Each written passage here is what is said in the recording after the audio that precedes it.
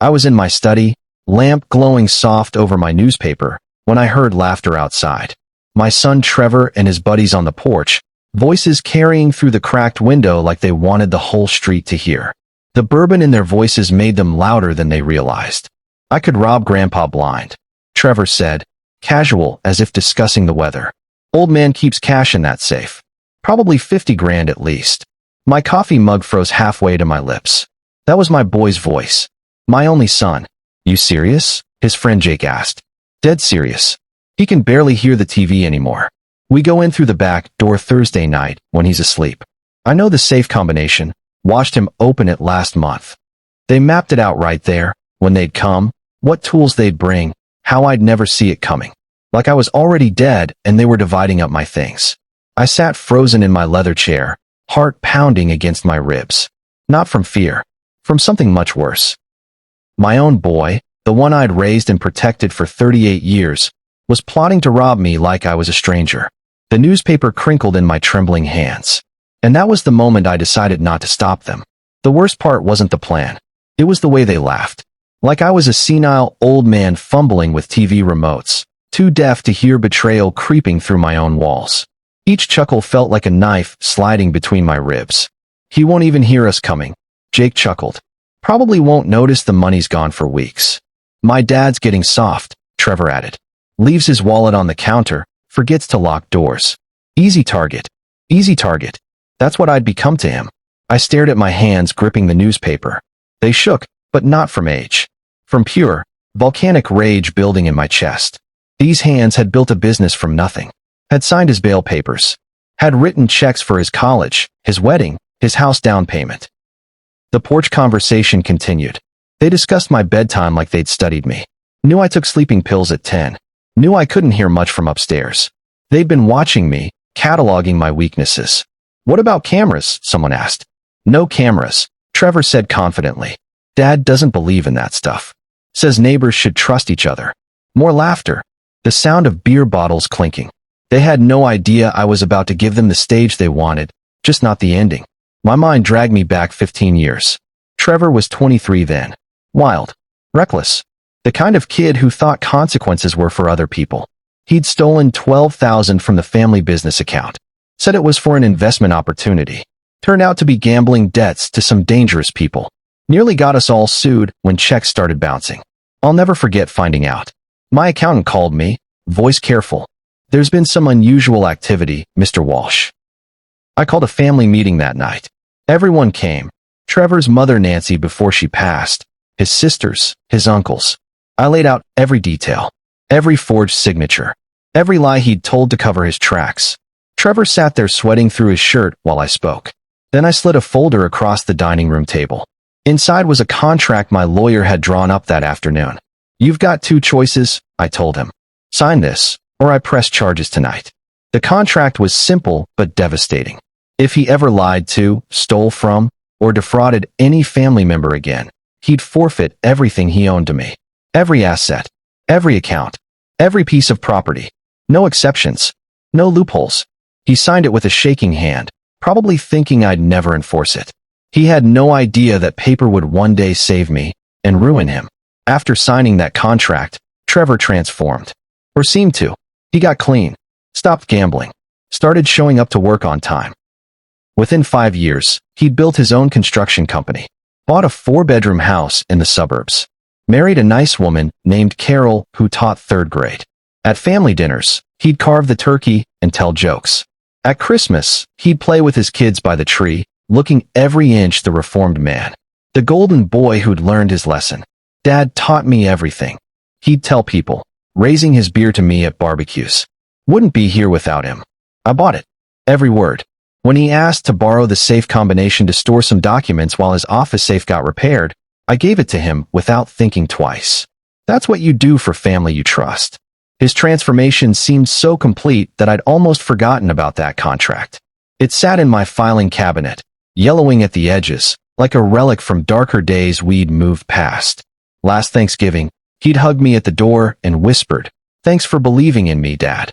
For giving me that second chance." I'd hugged him back, tears in my eyes, believing I'd saved my son.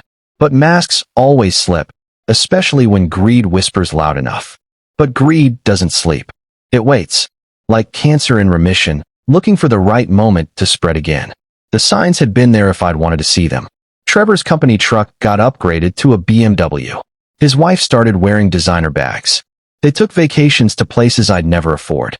"Business is good, Dad," he'd say when I asked. "Really good. But I'd seen him at the casino last month.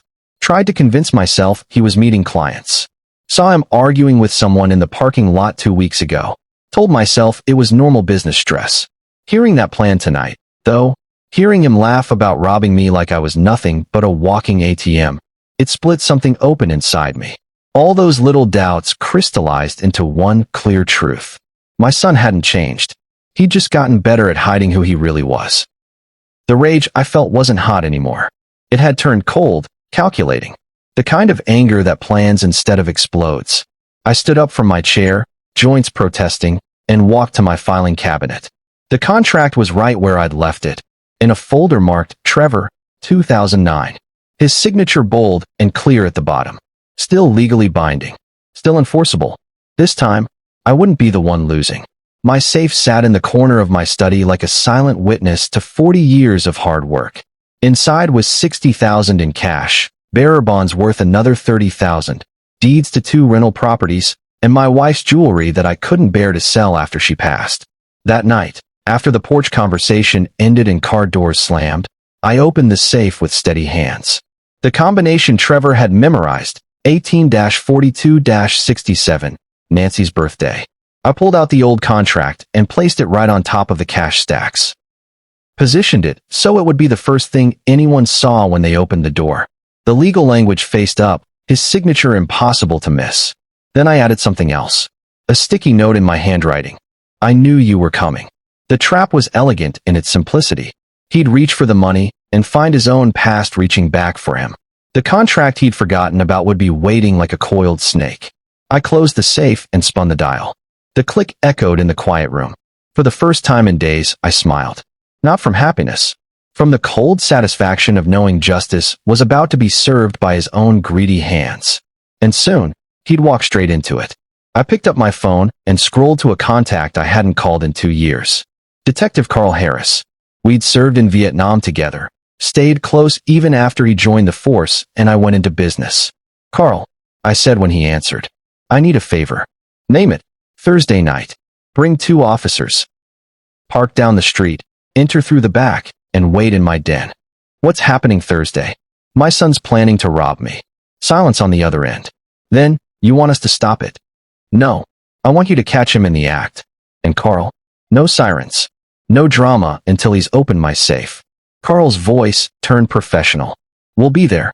10 p.m. Make it 11. He thinks I'm asleep by then." "You sure about this?" "It's your son." I looked at the family photo on my desk. Trevor's college graduation. He was smiling, arm around my shoulder, playing the grateful son while probably already planning his next scheme. He stopped being my son when he decided I was an easy target. "We'll be there," Carl said simply. After I hung up, I felt the weight of what I'd set in motion. No going back now. My son wouldn't just be stealing tonight. He'd be starring in his own arrest. The next few days passed like a twisted play where only I knew the ending. Sunday dinner at Trevor's house. He carved the roast, laughing at his own jokes, refilling my wine glass with a smile that would have fooled anyone. "You look tired, Dad," he said, all fake concern. "You sleeping okay?" "Like a baby," I lied. He exchanged a quick glance with Jake, who was there with his wife. A silent confirmation that the old man was still clueless. Trevor's kids climbed on my lap after dinner. 6 and 8 years old. Sweet kids who had no idea their father was planning to rob their grandfather in 4 days. "Grandpa, will you come to my soccer game Saturday?" the older one asked. "Wouldn't miss it," I said, knowing their father would be in custody by then. Wednesday, Trevor stopped by my house to check on me. Really, he was doing reconnaissance. Checking window locks, noting where I kept my keys, making sure nothing had changed. "You should get an alarm system, Dad," he said, the irony thick enough to choke on. "Lots of break-ins lately." "I'll think about it," I said, watching him case my own home. Every smile he gave me felt like adding fuel to a fire he couldn't see. Thursday arrived dark and heavy with storm clouds that matched my mood. I went through my routine like any other night. Dinner at 6. Television at 7. Lights off downstairs by 9:30. But instead of going to bed, I sat in my study with the lights off, waiting. At 10:45, Carl texted, "In position." At 10:55, headlights swept across my window, then went dark. A car door closed softly down the street. Footsteps on concrete, trying to be quiet, but not quiet enough for ears that were listening. I heard them on my back porch. The scrape of metal on metal, probably Jake's lockpick set he'd bragged about at a barbecue last year. The soft click of my back door opening. They were in my house. My heart hammered against my ribs, but my hands stayed steady. I picked up the newspaper, turned on my reading lamp, and waited. Let them think I was the oblivious old man they'd imagined. Whispers in my kitchen. The creak of my floorboards under unfamiliar weight. They knew this house well enough to avoid the squeaky parts. The clock on my wall ticked toward 11:15. Each second felt like an hour. The house fell silent, right before everything began. They moved through my house like shadows, but shadows that didn't know they were being watched. Through the crack under my study door, I saw flashlight beams sweep across the hallway. Trevor's voice, barely a whisper. "Safe's in the study." "You sure he's asleep?" Jake asked. Listen to that snoring. There was no snoring. That was Carl in the den, playing his part perfectly. The study door opened inch by inch. I kept my eyes on the newspaper, playing the role of an old man who'd fallen asleep reading. My breathing stayed deep and regular even as my pulse raced. They crept past me toward the safe. Trevor knelt in front of it, while Jake kept watch at the door. Neither of them noticed the unusual darkness in the den across the hall where 3 officers waited. The safe dial spun. 18 click. 42 click. 67. Got it. Trevor breathed. He pulled the door open, and Jake's flashlight illuminated stacks of cash that made them both inhale sharply. "Holy hell," Jake whispered. "There's got to be 80 grand here. Told you the old man was loaded. Let them come closer." The surprise waited inches away. Trevor reached into the safe with both hands, ready to grab the cash stacks. His fingers were actually trembling with greed. Jake held a duffel bag open, ready to stuff it full of my life savings. "Wait till you see the bonds underneath," Trevor whispered. "Worth another fortune." The safe light clicked on. I'd installed it years ago to see better. The sudden brightness made them both freeze. And that's when Trevor saw it. The paper on top of the money. Not just any paper. The contract. "What the—" He picked it up, squinting in the light. Jake leaned over his shoulder. "What is it?" Trevor didn't answer. He was reading. His face changed with each line. Confusion, recognition, then pure terror. "This can't be real," he muttered. "What can't be real?" Jake grabbed for the paper, but Trevor held it with shaking hands. At the bottom, his signature stood out like a brand. Trevor Walsh, dated November 15th, 2009. Witnessed and notarized. His face went white as death. The money in the safe might as well have turned to ash. He had no idea the real treasure wasn't money. It was waiting on top. Trevor read the contract 3 times, his lips moving silently with each word. The legal language was clear. Any theft, fraud, or deception against family members results in immediate forfeiture of all assets to Dennis Walsh. "Trevor, what is it?" Jake hissed. "It's—" Trevor's voice cracked. "It's a contract I signed. Years ago. So, grab the money and let's go." "You don't understand." Trevor stood up slowly, the paper trembling in his hand. "If I take this money, I lose everything. My house. My business. Everything. That's insane. How can?" "It's legal. My dad's lawyer drew it up. I signed it. It's notarized." His voice rose with panic. "This is a trap. He knows we're here." Jake stepped backward. "What do you mean he knows?" Trevor held up the sticky note. "I knew you were coming." They both turned to look at me in the chair. I opened my eyes and smiled. "Hello, son." Trevor's mouth opened, but no words came out. His eyes darted toward the door, calculating escape routes. And then, the sound of footsteps behind him.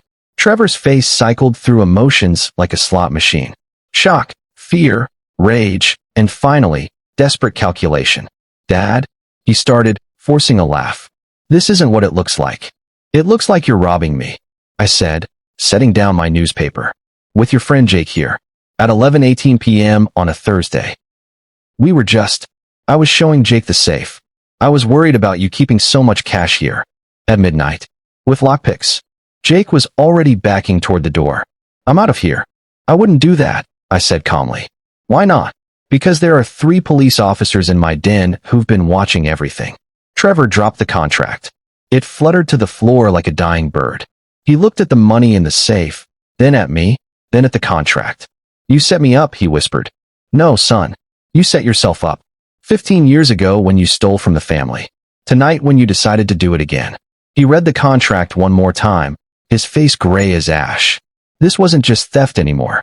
This was complete self-destruction. And it was about to get worse. Hands where we can see them. Detective Harris stepped out of the den's darkness, badge gleaming, gun drawn but pointed down. 2 uniformed officers flanked him, blocking any escape route. Jake bolted for the back door. He made it 3 steps before Officer Martinez caught him in a tackle that shook the whole house. They went down hard.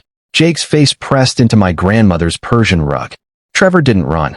He stood frozen by the safe, still holding the contract like it might disappear if he stared at it hard enough. "Trevor Walsh," Carl said formally. "You're under arrest for breaking and entering, attempted grand theft, and conspiracy to commit fraud." "Carl, please," Trevor started. "You know me. We've had dinner together." "That makes this worse, not better."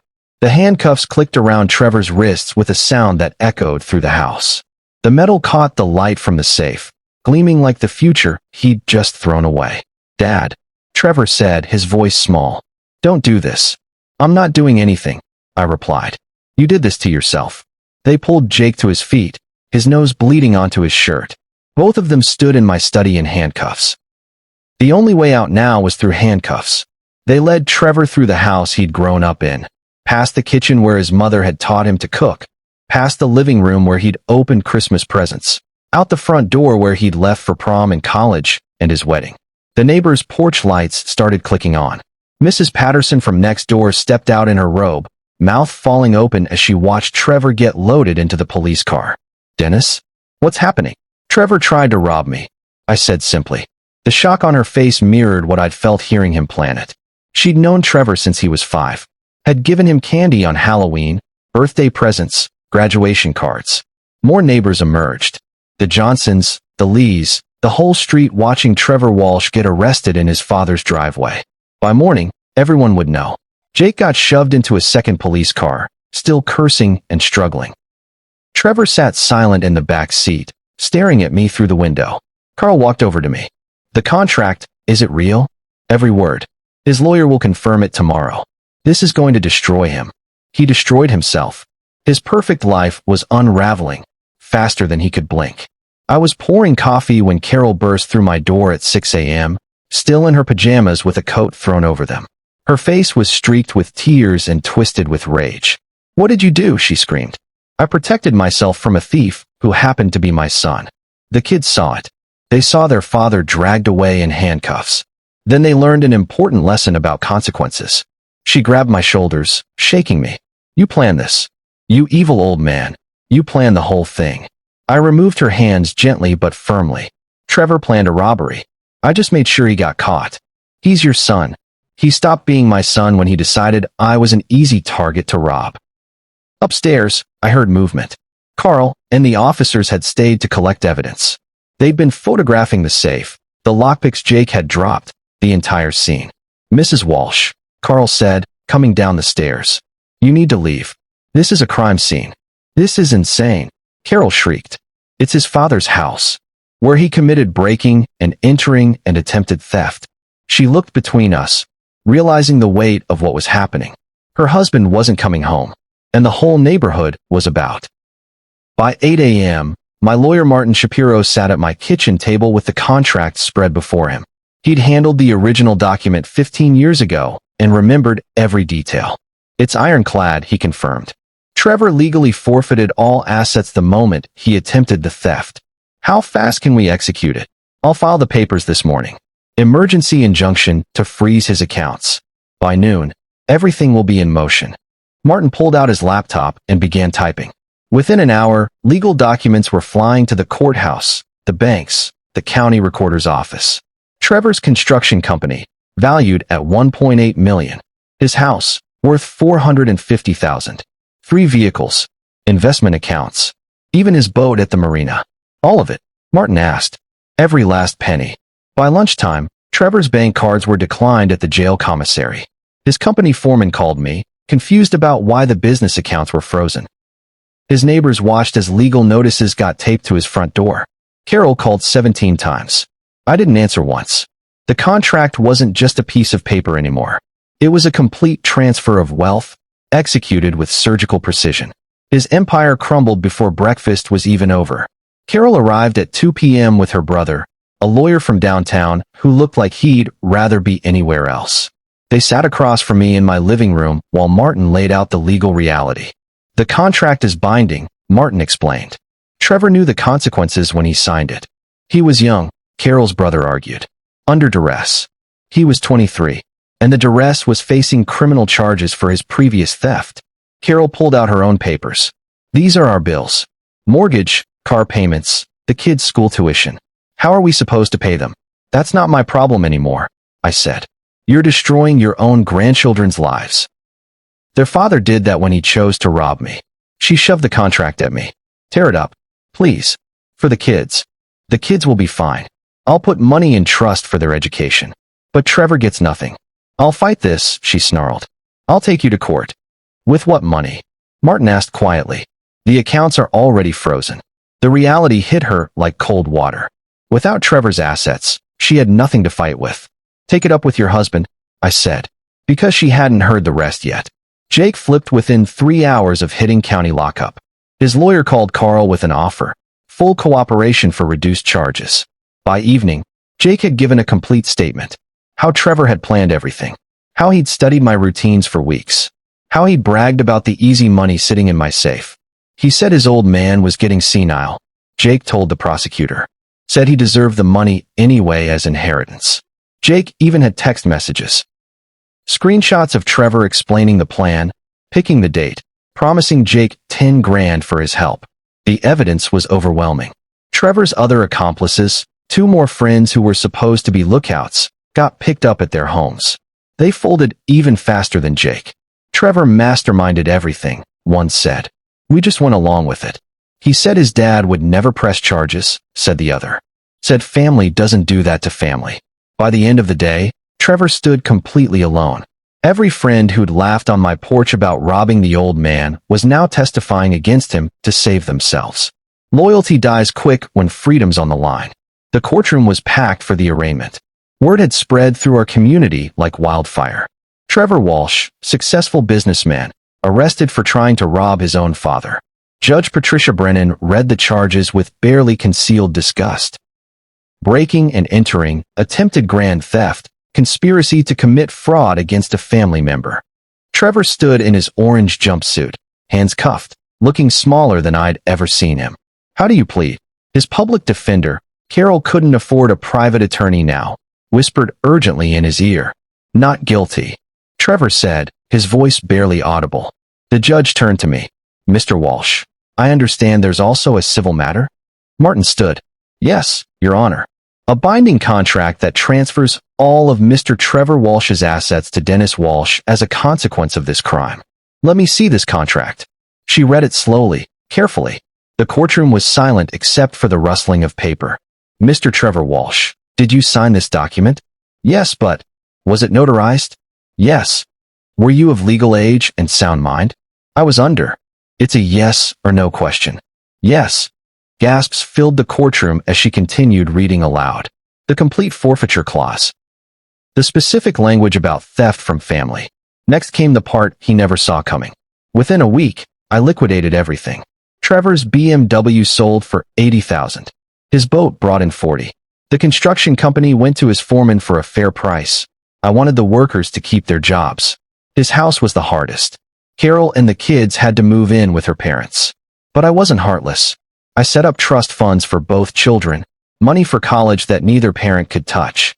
Trevor's Rolex collection, his golf clubs, even his autographed baseball memorabilia, all went to auction. Every dollar went into accounts he'd never access. I kept one thing, a photo from his college graduation. Him shaking my hand, smiling that fake smile I should have recognized years ago. I put it in my safe, right where the contract had waited. The total came to $2.3 million. Money Trevor had built through legitimate business after his reform. Money that was now mine by his own signature. I donated half to a charity for elderly fraud victims. Seemed appropriate. The other half went into trusts and investments. Security for my remaining years and for grandchildren who'd grow up knowing their father chose greed over family. He lost everything except his last name.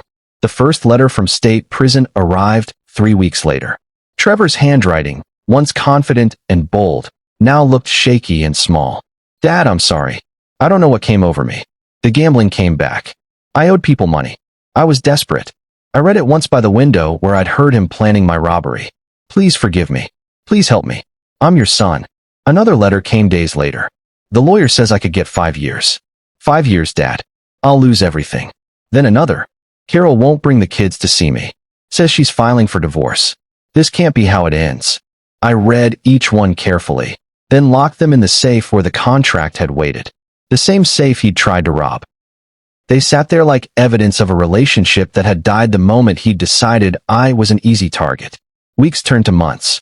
The letters kept coming.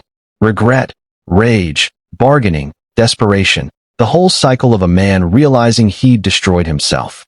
You won, one said. Is that what you wanted to hear? You won, and I lost everything. No, I thought. We both lost. But only one of us chose it. He'd spend years behind bars thinking about that night. 6 months later, I called the family together.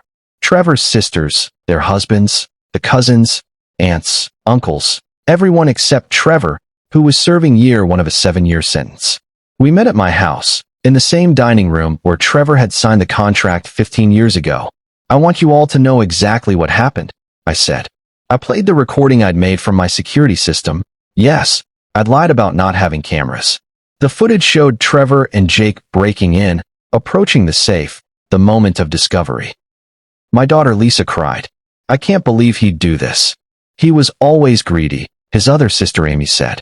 Even as a kid. Remember when he stole from the church collection? But to rob Dad. Lisa shook her head. After everything you did for him?